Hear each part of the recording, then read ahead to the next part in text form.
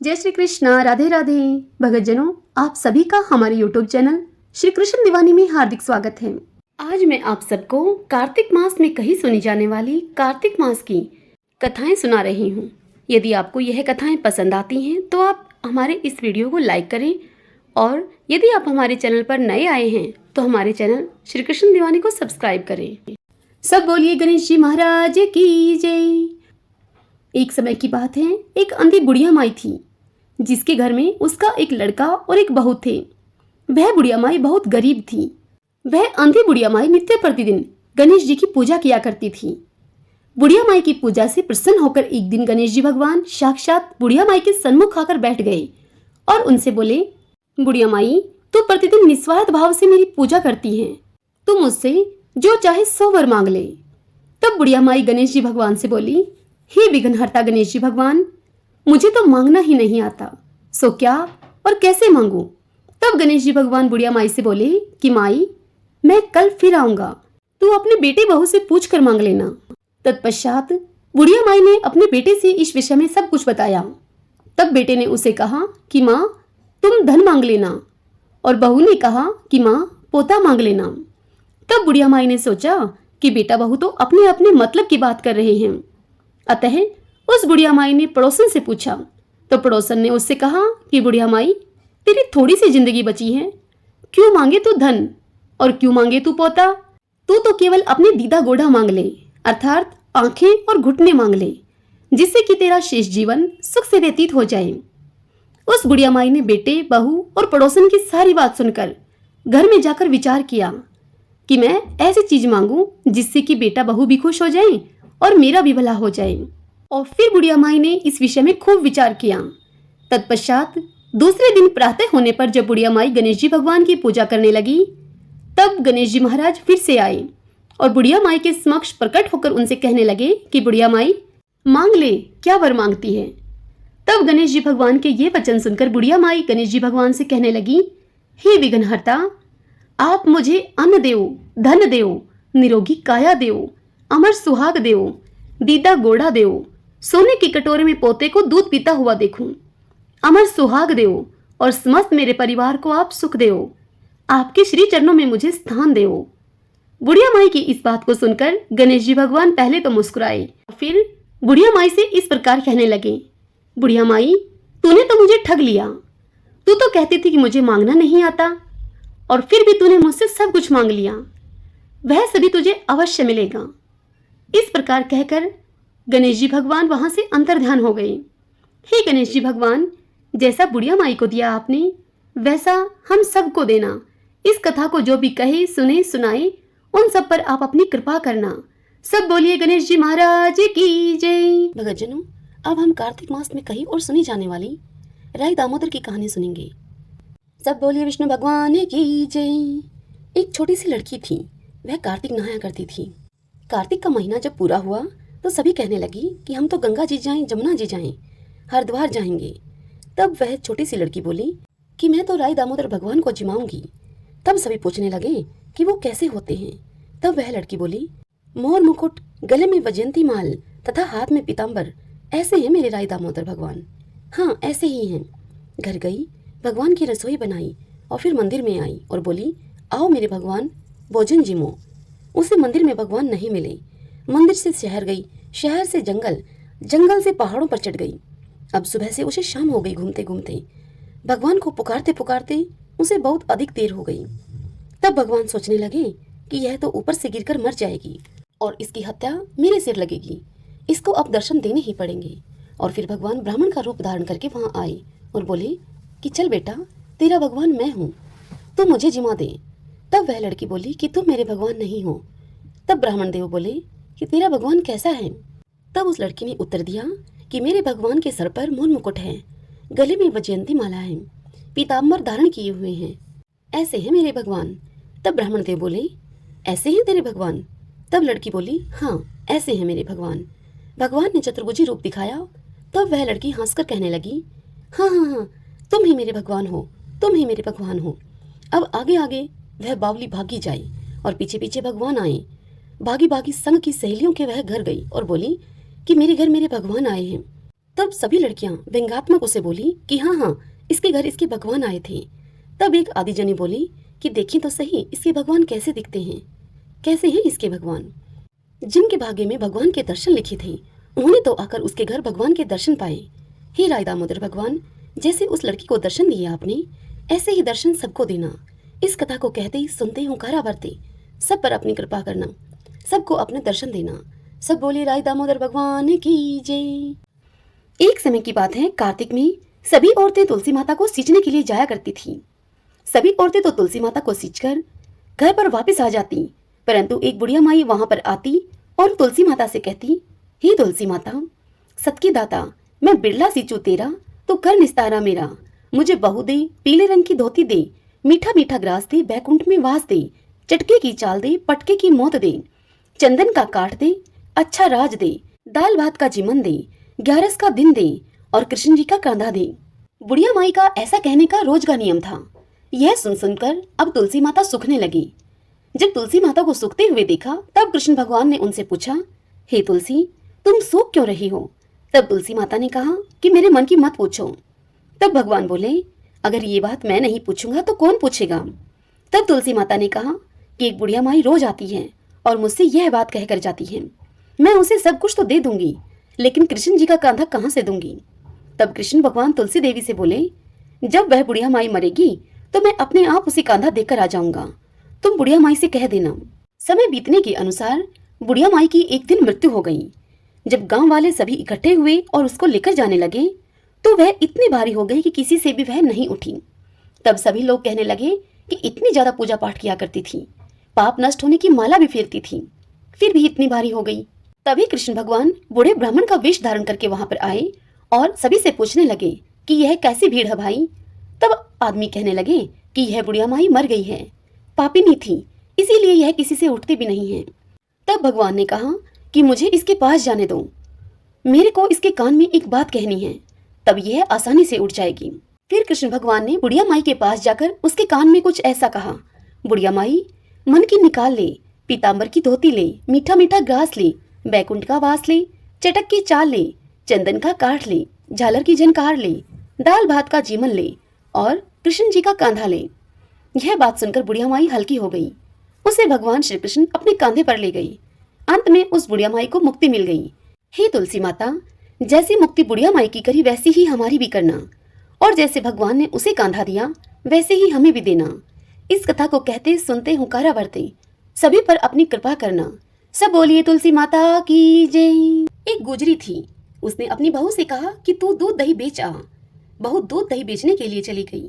कार्तिक का महीना था, वहां पर सब औरतें पीपल सींचने के लिए आती थीं। वह बहू भी वहां जाकर बैठ गई और औरतों से पूछने लगी कि यह सब तुम क्या कर रही हो? तब औरतें बोली कि हम तो पीपल की पतवारी सींच रही हैं। तब उस बहू ने पूछा कि ऐसा करने से क्या होता है? तब उन औरतों ने उसे बताया कि ऐसा करने से अन्न धन मिलता है, वर्षों का बिछड़ा हुआ पति आ जाता है घर पर। तब उस गुजरी ने कहा कि तुम तो पानी से सींच रही हो, मैं तो दूध दही से सींचूंगी। और फिर गुजरी घर से दूध दही लाकर सब कुछ पीपल पतवारी में ही डाल देती। अब उसको ऐसा करते हुए बहुत दिन बीत गए। तब फिर एक दिन उसकी सास कहने लगी, तो दूध दही तो रोज बेचकर आती है, मुझे पैसे लाकर नहीं देती है, तू मुझे अब पैसे लाकर दे। अब तो उस सास का रोज का यह नियम ही हो गया था, वह बहू को पैसे के लिए रोज टोकती। तब एक दिन वह बहू कहने लगी कि कार्तिक का महीना पूरा हो जाएगा तब मैं पैसे ला दूंगी। और अब उस बहू को पीपल पतवारी सींचते हुए कार्तिक का महीना पूरा हो गया। पूनम के दिन गुजरी पीपल पतवारी के पास धरना देकर बैठ गई। पीपल ने पूछा कि तू यहाँ क्यों पड़ी है? तब उस बहू ने कहा कि मेरी सास दूध दही के पैसे मांगेगी अगर मैं घर गई तो। तब पीपल देव ने कहा, मेरे पास तो पैसे नहीं हैं, तू ऐसा कर, ये बाटे ढिंडे पान पत्ते पड़े हैं, यही तू घर पर ले जा और इनको गुल्लक में ले जाकर रख देना। अब उस गुजरी ने ऐसा ही किया। उसने घर आकर वह पान पत्ते बाटे टिंडे गुल्लक में डाल दिए।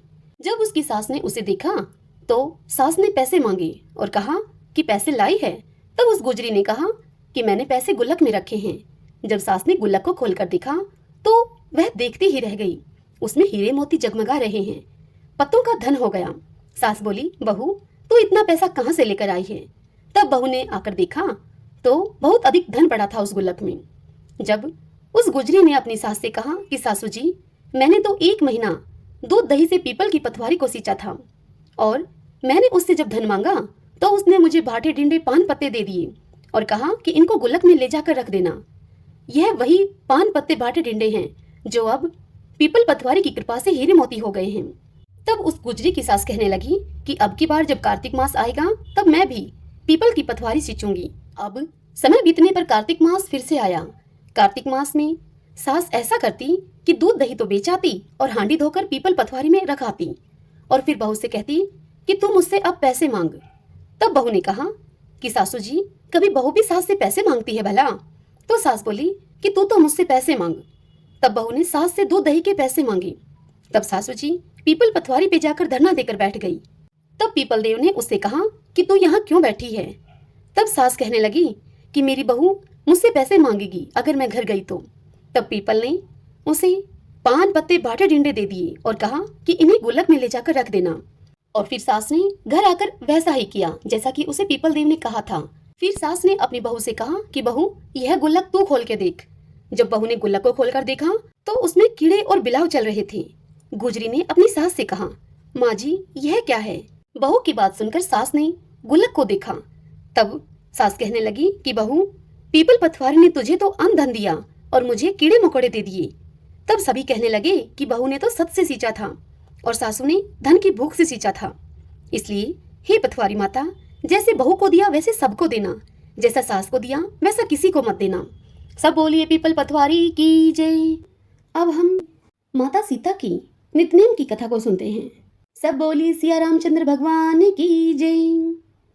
राम आए लक्ष्मण आए, देश के पुजारी आए, नितनेम का नेम लाए, आओ राम बैठो राम, माखन मिश्री खाओ राम, दूध बताशा पियो राम, सूत के पलका पोटो राम, साल दुशाला ओढ़ो राम, राम संवारे सबके काम, खाली घर भंडार भरेंगे सबका बेड़ा पार करेंगे।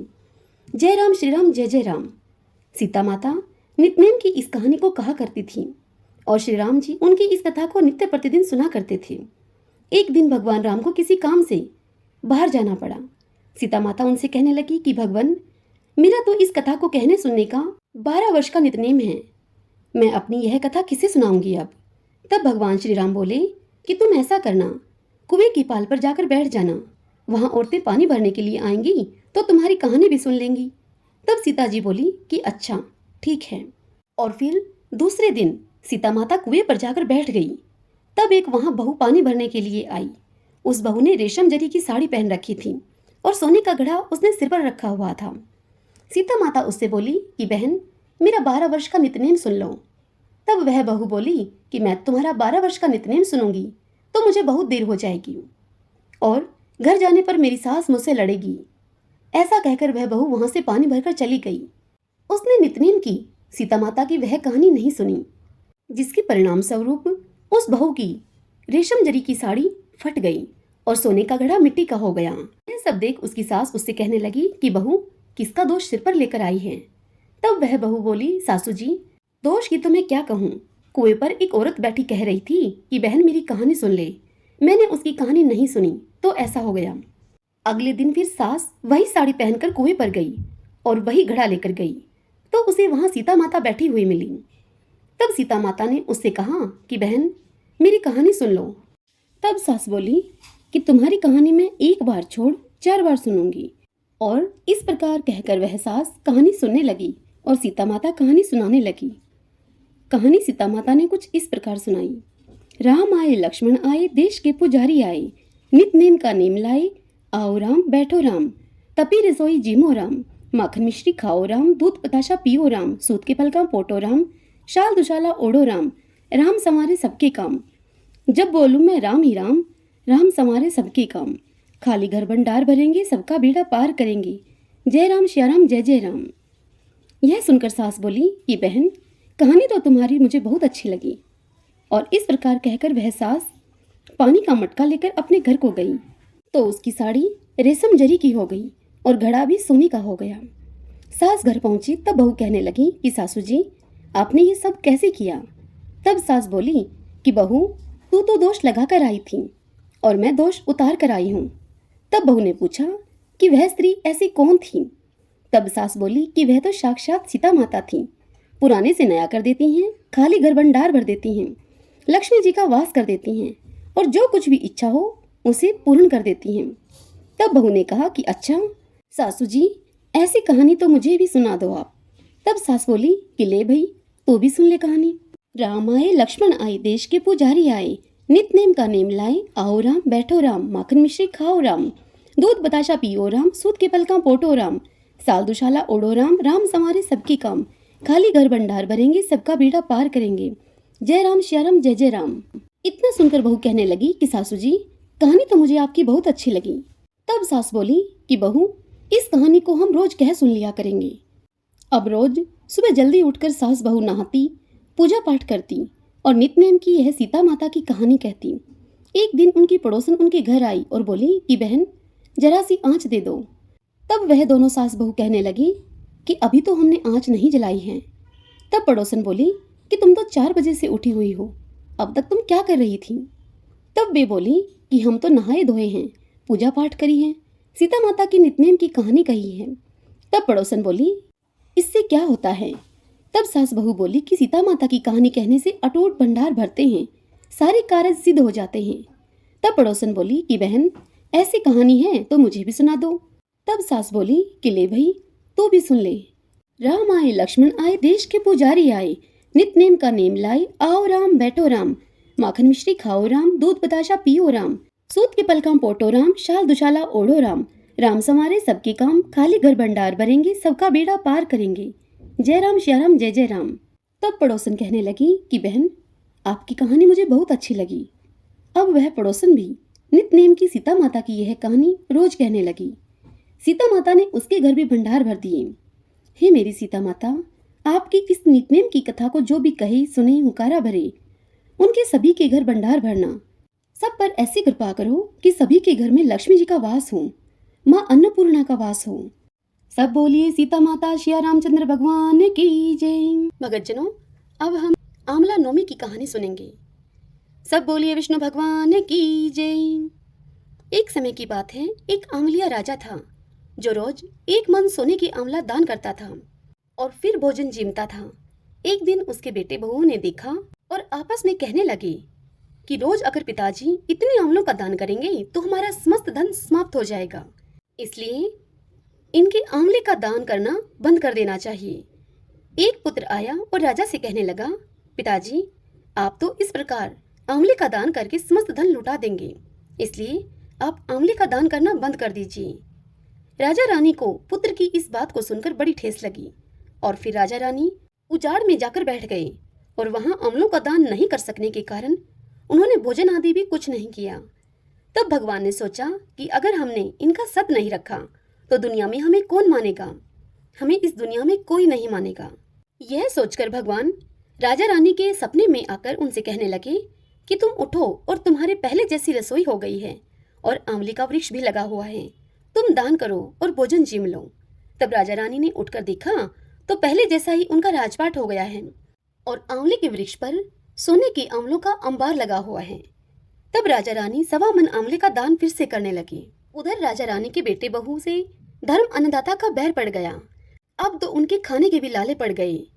तब आसपास के लोग कहने लगे कि जंगल में एक आंवलिया राजा है, तुम वहां पर चले जाओ, वहां जाने पर तुम्हारा समस्त दुख दूर हो जाएगा। तब वे बेटे बहू वहां पर पहुंच गए। वहां पर रानी अपने बेटे और बहू को देखकर उन्हें पहचान गई और अपने पति से कहने लगी कि राजा जी, इन लोगों से काम तो हम कम कराएंगे और मजदूरी इनको ज्यादा देंगे। तब एक दिन रानी ने अपने बहू को बुलाकर कहा कि मेरा सिर धोकर मुझे नहला दे। बहू सिर धोने लगी तो बहू की आंख में से पानी निकलकर रानी की पीठ पर पड़ गया। तब रानी बोली कि मेरी पीठ पर आंसू क्यों गिरा रही है, मुझे बता। तब बहू बोली कि मेरी सासू की पीठ पर भी ऐसा ही एक मस्सा था और हमने उन्हें घर से निकाल दिया। वह 1 मन आंवले का प्रतिदिन दान किया करते थे और हमने उन्हें वहां से भगा दिया। तब सासू बोली कि हम ही तुम्हारे सास ससुर हैं, तुमने हमें निकाल दिया था, परंतु भगवान ने हमारा सत रखा है। हे भगवान, जैसे आपने राजा रानी का सत रखा वैसा ही सबका रखना। इस कथा को कहते सुनते हुंकारे भरते सारे परिवार का सत रखना।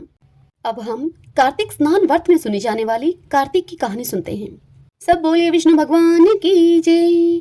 एक बूढ़े की 7 बहुएं थी। वह एक दिन अपनी बहुओं से कहने लगा कि मेरा तो कार्तिक नहाने का मन है, क्या तुम मेरा यह नियम निभा दोगी?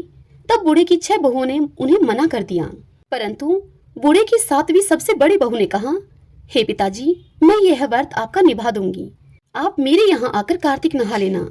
बूढ़ा अब हर रोज सुबह उठकर नदी पर जाकर स्नान करता और अपनी धोती उस बहू के आंगन में सुखा देता था। जैसे जैसे धोती में से पानी टपक टपक कर गिरता, वैसे ही पानी के वह टपके, वह बूंदे हीरे मोती में बदल जाते।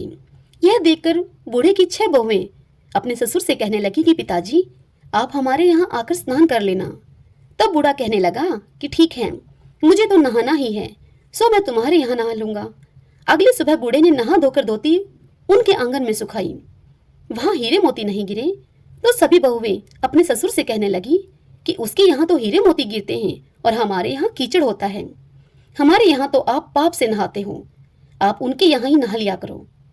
अब बूढ़ा फिर से बड़ी बहू के घर में नहा के आता और अपनी धोती सुखा देता।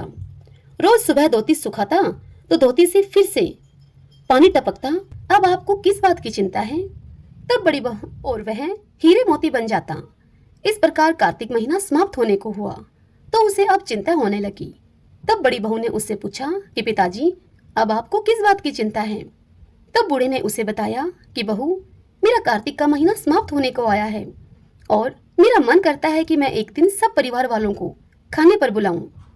तब बड़ी बहू कहने लगी कि पिताजी, इसमें कोई चिंता की बात नहीं है, आप सब परिवार वालों को खाने का न्योता देकर आओ।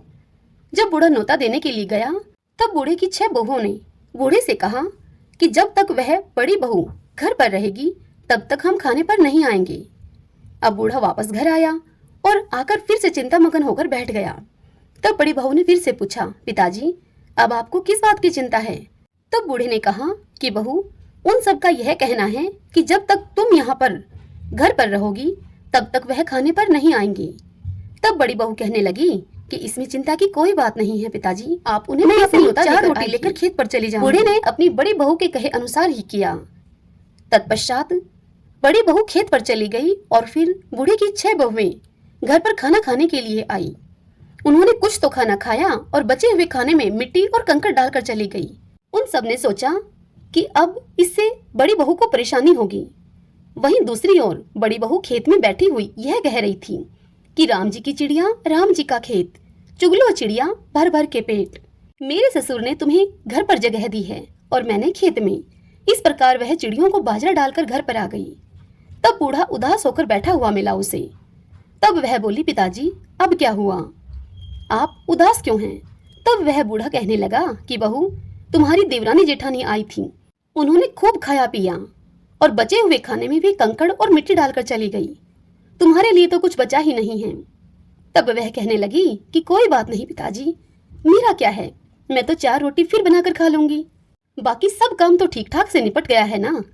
तब बूढ़ा बोला कि हाँ, बाकी सब तो बहुत अच्छे से निपट गया, भोजन कम नहीं पड़ा। तब बड़ी बहू घर के अंदर गई तो वह जाकर क्या देखती है कि जिस खाने में उसकी देवरानी जेठानी मिट्टी और कंकड़ डालकर गई थी, उस भोजन में हीरे मोती बिखरे पड़े हैं और घर महल हो गया है। सारा घर धन दौलत से भर गया है, अन्न के भंडार भर गए हैं। तब उसने ससुर से आकर कहा, पिताजी, आप तो कह रहे थे कि मेरे लिए कुछ भी नहीं है, मेरा घर तो हीरे मोतियों से भर गया है, जहाँ देखूं वहां धन दौलत की वर्षा हो रही है, अन्न के भंडार भरे हुए हैं, घर महल बन गया है। तब बूढ़े ने कहा कि बेटी, तुमने मेरा कार्तिक स्नान बड़े सच्चे मन से निभाया था और उन्होंने पाप से निभाया था। बेटी, तुम पर कार्तिक देव प्रसन्न हुए हैं, सो उनकी कृपा से तुम्हारा घर अन्न धन हीरे मोतियों से भर गया है। हे कार्तिक देव, जैसे आप बूढ़े की उस बहू पर बरसे, वैसे ही इस कथा को कहते सुनते हुंकारा भरते आप सब पर बरसना, सब पर अपनी कृपा करना। सब बोलिए कार्तिक देव भगवान विष्णु की जय। भगतजनों, अब हम कार्तिक मास में कही और सुनी जाने वाली भगवान कृष्ण और बुढ़िया माई के खिचड़ी के कटोरे की कहानी सुनेंगे। सब बोलिए कार्तिक देव भगवान विष्णु की जय। एक बार एक बुढ़िया माई कार्तिक का व्रत किया करती थी।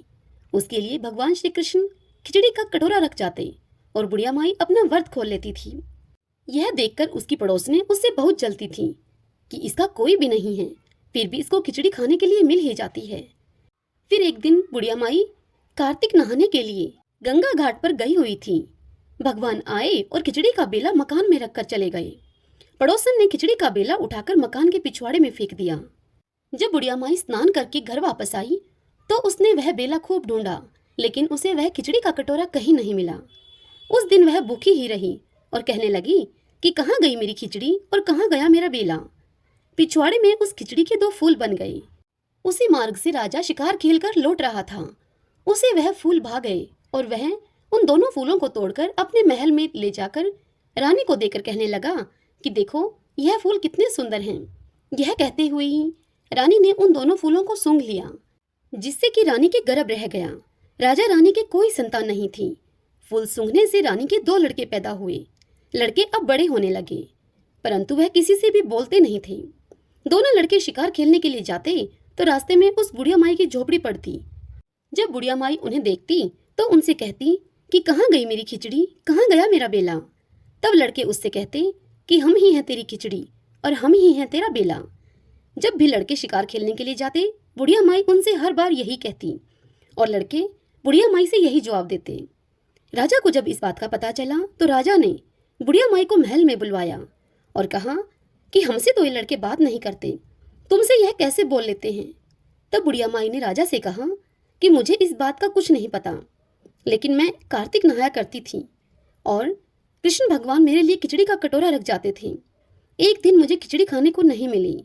जब मैं कहने लगी कि कहाँ गई मेरी खिचड़ी, कहाँ गया मेरा बेला, तब इन लड़कों ने मुझे बताया कि तुम्हारी पड़ोसन ने वह खिचड़ी पिछवाड़े में फेंक दी थी, जिससे कि हम 2 फूल बन गए। फूल राजा जी तोड़कर लेकर चले गए, जिससे कि हम 2 लड़के हो गए। हमें तो भगवान ने बुढ़िया के लिए ही भेजा है। तब राजा ने बुढ़िया को अपने महल में ही रख लिया। हे कार्तिक के राय दामोदर, जैसे आपने उस बुढ़िया माई को दिया वैसा सबको देना। इस कथा को कहते, सुनते और हुंकारा भरते सबके परिवार को देना, हमको भी देना और हमारे परिवार को देने की भी कृपा करना। अब हम सब कार्तिक मास में कही सुनी जाने वाली राम लक्ष्मण की कहानी सुनते हैं। सब बोलिए विष्णु भगवान की जय। एक समय की बात है, एक जाट और जाटनी थे। वे बहुत गरीब थे। जाटनी जाट से बोली कि मैं तुम्हें 4 रोटी बना कर दूंगी, तुम नदी के किनारे जाना, वहाँ राम और लक्ष्मण आते हैं। तुम वहाँ जाकर कहना, राम बड़े लक्ष्मण छोटे, वो बैठे अम्बे की डाली, वो बैठे चंबे की डाली, मुट्ठी का दशरथ बनाए, माखन मिश्री का भोग लगाए, दे परिक्रमा घर को आए। जाटने की इस बात को सारे रास्ते याद करता गया, लेकिन वहां जाकर वह भूल गया। वह बोला, लक्ष्मण बड़े राम छोटे, वो बैठे अम्बे की डाली, वो बैठे चंबे की डाली, मुट्ठी का दशरथ बनावे, माखन मिश्री का भोग लगा दे परिक्रमा घर को आए। तब राम लक्ष्मण से बोले, लक्ष्मण तुम्हें बड़ा बताया है, तुम कुछ दो इसको। तब लक्ष्मण बोले, हे राम, इसकी बुद्धि मलिन हो गई है, यह मूर्ख है, कहीं राम से भी बड़ा कोई दुनिया में है क्या। तब राम बोले, नहीं लक्ष्मण, तुम्हें बड़ा बताया है, तुम्हें कुछ दो इसे। लक्ष्मण ने थोते बांस में मोहर अशरफी भरकर उसको दे दी। रास्ते में मोहर अशरफी चोरों ने उसकी चुरा ली। अब जाट घर पहुंचा। तब जाटनी बोली कि कुछ मिला तुम्हें। तब जाट बोला, हाँ मिला तो बहुत कुछ था, परंतु रास्ते में सब चोरों ने चुरा लिया। तब जाटनी ने कहा कि कोई बात नहीं, कल तुम फिर से जाना। और फिर अगले दिन जाटनी ने फिर से 4 रोटी बनाकर जाट के हाथ में थमा दी और सब कुछ सिखाया। जाटनी बोली, राम बड़े लक्ष्मण छोटे, वो बैठे अम्बे की डाली, वो बैठे चंबे की डाली, मुट्ठी का दशरथ बनावे, माखन मिश्री का भोग लगावे और दे परिक्रमा घर को आवे। सारे रास्ते जाट यह सब याद करता चला गया, परंतु वहां जाकर वह फिर से भूल गया। वह बोला, लक्ष्मण बड़े राम छोटे, वो बैठे अम्बे की डाली, वो बैठे चंबे की डाली, मुट्ठी का दशरथ बनावे, माखन मिश्री का भोग लगावे और दे परिक्रमा घर को आवे। तब राम बोले, हे लक्ष्मण, आज भी इसने तुम्हें ही बड़ा बताया है, तुम कुछ दो इसको। तब लक्ष्मण बोले, हे राम, इसकी बुद्धि मलिन हो गई है, यह मूर्ख है, कहीं राम से बड़ा कोई दुनिया में है भी क्या। तब राम बोले कि लक्ष्मण, तुम्हें ही इसने बड़ा बताया है, तुम्हें कुछ दो इसे। लक्ष्मण ने जाट को सोने की एक ईंट दे दी। रास्ते में फिर से सोने की उस ईंट को चोरों ने चुरा लिया। अब जाट घर पहुंचा। घर पहुंचते ही जाटनी उसे बोली, कुछ मिला तुम्हें। तब जाट ने कहा कि मिला तो था, परंतु सब चोरों ने हर लिया। तब जाट ने बोली कि तुमने क्या कहा था। तब जाट उसे बोला कि मैं तो लक्ष्मण बड़े राम छोटे, वो बैठे अम्बे की डाली, वो बैठे चंबे की डाली। मुट्ठी का दशरथ बनाए, माखन मिश्री का भोग लगाए, और दे परिक्रमा घर को आए। तब जाट ने बोली कि तुम तो बड़े भोले हो, कहीं भगवान राम से बड़ा कोई है क्या? तुम कल फिर से जाना और ठीक ठीक से बोलना। अगले दिन जाट फिर से गया। उस दिन उसने ठीक ठीक बोला। ऐसा बोला उसने, राम बड़े लक्ष्मण छोटे, वो बैठे अम्बे की डाली, वो बैठे चंबे की डाली। मुट्ठी का दशरथ बनाए, माखन मिश्री का भोग लगाए, और दे परिक्रमा घर को आए। तब लक्ष्मण बोले, हे भैया राम, आज इसको अकल आ गई है, इसको कुछ दो। तब राम मुस्कुराते हुए उस जाट के पास आए और बोले, भाई, मेरे पास तो ये जोहड़ की मिट्टी है, इसे ले जा। इतना कहकर श्री राम जी ने अपने हाथ से छोटी सी मिट्टी की डली उठाई और उस जाट को दे दी। यह देखकर वह जाट बड़बड़ाने लगा और बोला, जाटनी ने मुझे उल्टी सीख दी है। मुझे रोज तो सोना चांदी मिला करता था, आज मिट्टी की है डली मिली है। मिट्टी लेकर वह जाट अपने घर को गया। बीच रास्ते में ही जंगल पड़ता था। उस जंगल में चोरों ने उस जाट को देखकर उसे लूटना चाहा, लेकिन उस मिट्टी की डली को देखकर चोरों ने उसे छोड़ दिया। अब वह जाट उस मिट्टी की डली को लेकर अपने घर पहुंचा। घर पहुंचा तो जाट ने बोली, कुछ मिला है? तब जाट ने कहा कि हाँ, तेरी उल्टी सीख देने के कारण आज मुझे मिट्टी की डली मिली है। जाट की इस बात को सुनकर जाट ने बोली, कोई बात नहीं, कुछ तो लेकर ही घर में आए हो। बाकी दिन तो तुम खाली हाथ ही घर में आते थे। मिट्टी कुछ न कुछ तो काम आएगी ही। चूल्हा लिपेंगे, आंगन लिपेंगे। इस प्रकार वह दोनों अपने मन में संतोष धारण करके सो गए और उस मिट्टी की डली को तुलसी के गमले में तुलसी की जड़ में रख दिया। जब सवेरे उठकर उन्होंने देखा तो वह देखते ही रह गए। उनके आश्चर्य का ठिकाना न रहा।